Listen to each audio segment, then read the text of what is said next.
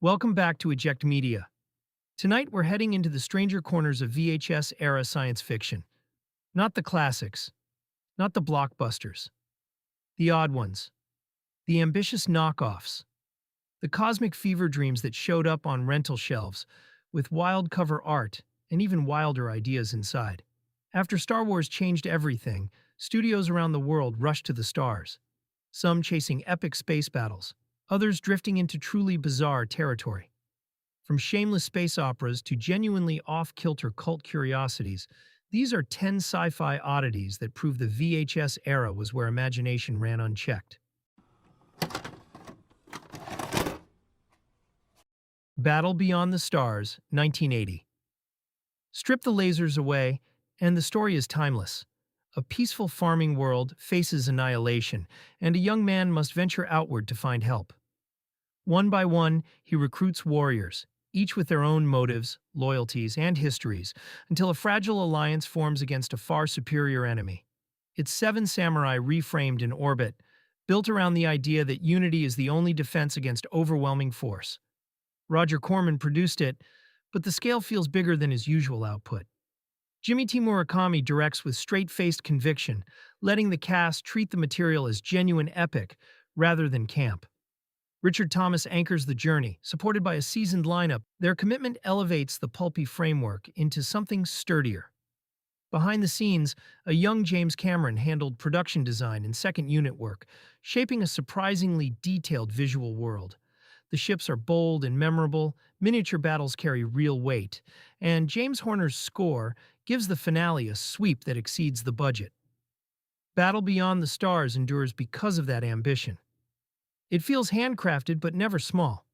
As early 80s space opera, it stands as proof that imagination, effort, and smart resource use can create something far grander than the numbers on the budget sheet suggest.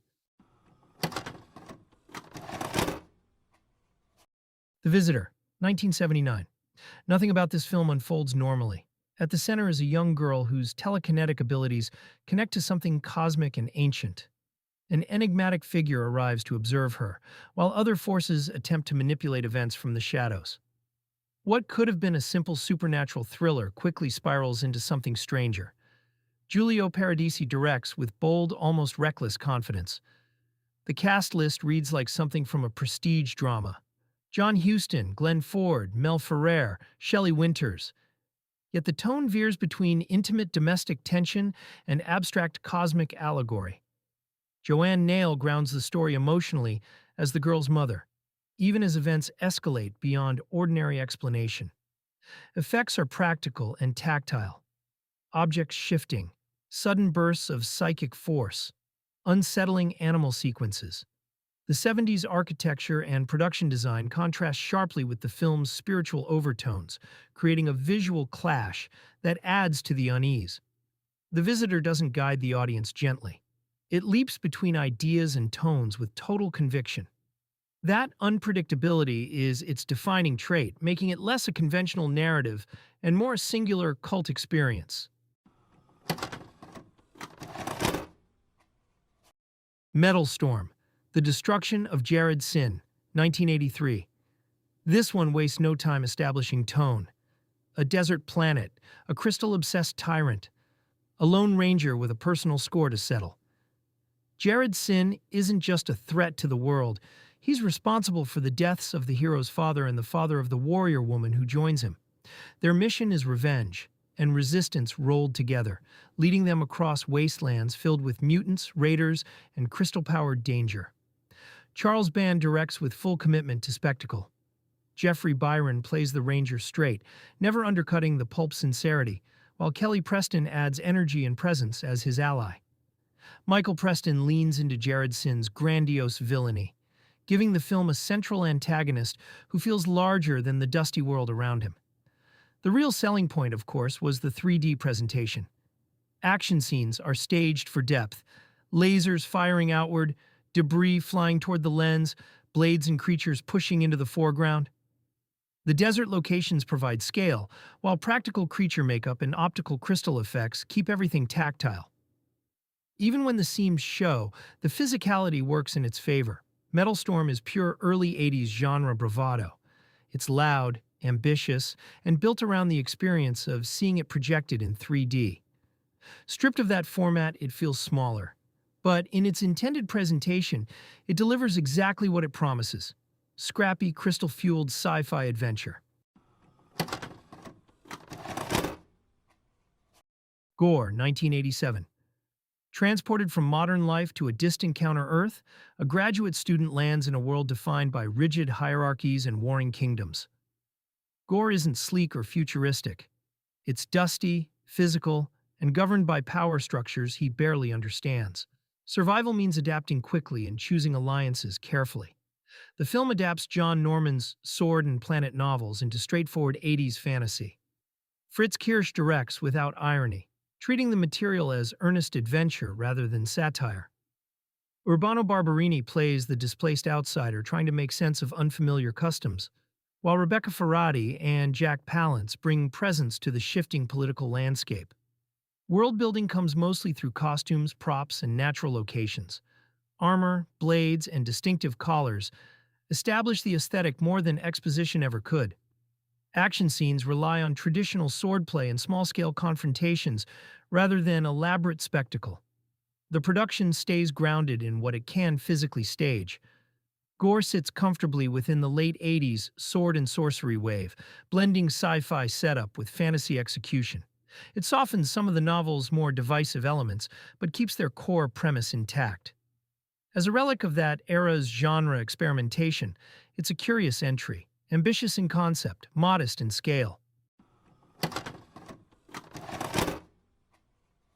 Starchaser, The Legend of Orin, 1985. The story begins in darkness, literally underground. A young slave discovers a glowing sword and escapes the mines, only to learn that his world is part of something far larger. An overlord rules through force, rebellion is simmering beneath the surface, and destiny may not be optional. Unlike many animated features of the time, this one aims squarely at epic space fantasy. Stephen Hahn directs with clear affection for mythic storytelling, and the voice cast plays it sincerely. There's no parody here, just heroes, villains, and a journey that expands from deserts to starfields. Traditional cell animation carries the film, produced overseas with visible economy and movement. Designs are bold and direct: sleek ships, luminous blades, imposing villains.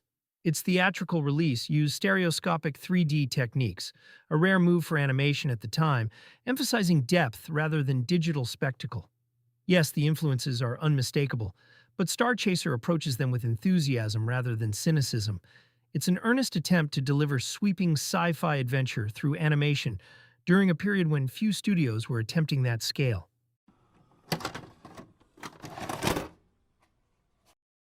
Message from Space, 1978.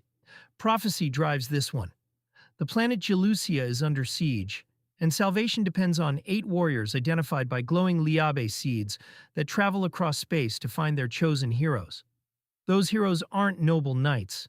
They're reluctant, mismatched figures pulled together by fate. Kinji Fukasaku directs with kinetic energy, blending space fantasy with samurai sensibilities. Vic Morrow anchors the international cast, while Japanese action stars bring physicality and intensity to the ensemble. The performances range from earnest to theatrical, but the tone stays committed to adventure. The visual identity sets it apart. Ships shaped like wooden galleons sail through the cosmos, and miniature work powers large-scale battles. Wire-assisted action and dynamic staging give the ground sequences momentum, while costume design merges science fiction with feudal aesthetics. Message from Space may have arrived during a global sci-fi surge, but it filters those influences through a distinctly Japanese lens. The result is colorful, ambitious, and visually memorable, one of the most striking international space adventures of its era. Prisoners of the Lost Universe, 1983. An experiment goes wrong, and suddenly 3 ordinary people are somewhere very unfamiliar. Not futuristic, medieval. Forests, swords, and a tyrant named Cleel ruling through force. Getting home won't be as simple as rebuilding a machine. It means navigating politics, earning allies, and surviving long enough to challenge the man who controls their only route back. Rather than lean heavily into science fiction theory, the film pivots quickly into adventure mode. South African locations give the world convincing scale without expensive set construction. Sword fights, staged combat, and practical stunt work carry most of the action. Effects are minimal and functional, mostly tied to the portal concept itself. The production understands its limits and focuses on forward motion. Prisoners of the Lost Universe feels like something you might have stumbled onto on cable and watched all the way through. It doesn't chase grandeur. Instead, it delivers a steady blend of sci-fi framing and fantasy execution, carried by recognizable faces and outdoor scope. Visitors from the Arkana Galaxy, 1981. Instead of invasion or spectacle, this film imagines first contact as quiet surveillance. A group of extraterrestrials studies Earth from a distance, observing our politics, technology, and behavior before deciding whether humanity deserves a place in a wider galactic community. But observation doesn't stay neutral for long. The more they watch, the more personal it becomes, and their mission starts to shift from detached research to emotional involvement. Sébastien Darboux steers the film toward ideas rather than action. Conflict isn't driven by explosions but by questions. How humans define progress, how we handle power, and whether intelligence automatically equals wisdom. The dubbed performances, common in European productions of the era, create a slightly artificial tone that oddly suits the theme of outsiders trying to decode humanity. Characters feel more like viewpoints in debate than fully rounded personalities. Miniatures, optical composites, and practical staging handle the science fiction elements. The spacecraft and alien designs have a handmade quality, and matte work fills in the gaps where scale is needed. The ambition often stretches past the available resources, but that reach gives the film personality. It wants to be thoughtful sci-fi, even if it can't always visually compete with larger productions. Visitors from the Arkana Galaxy never achieved broad visibility, yet it represents a sincere strand of European genre filmmaking, concept-driven, restrained, and philosophical. For viewers drawn to earnest, idea-forward science fiction made on limited means, it remains a distinctly off-the-beaten-path curiosity. Space Raiders, 1983. A raid goes wrong, and a child ends up aboard a pirate ship headed into deep space. That simple accident is the entire engine of Space Raiders. What begins as a hostage situation slowly turns into something softer as the crew, professional mercenaries with little patience for attachments, are forced to care about someone they never meant to protect. Survival is still the goal, but responsibility starts creeping in. Produced under Roger Corman's banner and directed by Howard R. Cohen, the film leans into pulp energy over polish.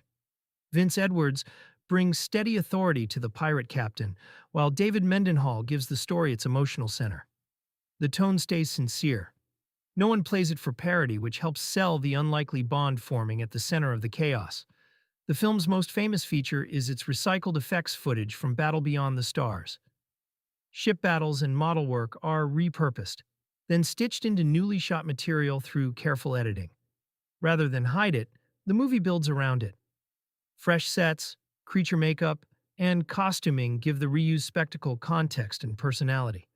Space Raiders doesn't pretend to reinvent space opera. It's scrappy, economical, and openly assembled from existing parts. But that resourcefulness is part of its charm. It's a kid-friendly cosmic adventure that proves enthusiasm can stretch a budget further than you'd expect. The Humanoid, 1979. A tyrant seeks galactic domination through enhanced soldiers and overwhelming force. At the center stands a towering humanoid weapon, created to obey, engineered for destruction. But awareness creeps in, and with it comes the possibility of choice. Directed by Aldo Lotto under the name George B. Lewis, the film lands squarely in the wave of international space adventures that followed the late 70s sci-fi boom. Richard Kiel's physical presence gives the humanoid immediate impact, while the surrounding cast delivers performances in the familiar dubbed style of Italian co-productions. Miniature ships, optical lasers, and practical costumes form the backbone of the spectacle. The designs clearly echo bigger-budget inspirations. But the film compensates with energy and sincerity. Action sequences stick to straightforward model work and staged combat rather than complex visual trickery. The Humanoid doesn't hide its influences. Instead, it stands as an example of how global film industries responded to the same cinematic moment. It's earnest, derivative, and undeniably part of that late 70s space ripple effect. That's our trip through 10 sci-fi oddities from the late 70s and 80s, a collision of rip-offs, space rebels, and full-blown cosmic weirdness. Some were clearly chasing trends. Others were swinging for the fences with ideas no major studio would ever touch. But that's what made this era so special. The shelves were unpredictable. You never knew if you were bringing home a hidden gem or a beautiful disaster. Which one of these stands out to you? And what strange space movie from the VHS days do you think deserves more attention? Drop it in the comments. If you enjoyed this one, make sure to like and subscribe for more explorations into the overlooked corners of cult cinema. And remember, always be kind and rewind, because every movie is someone's favorite.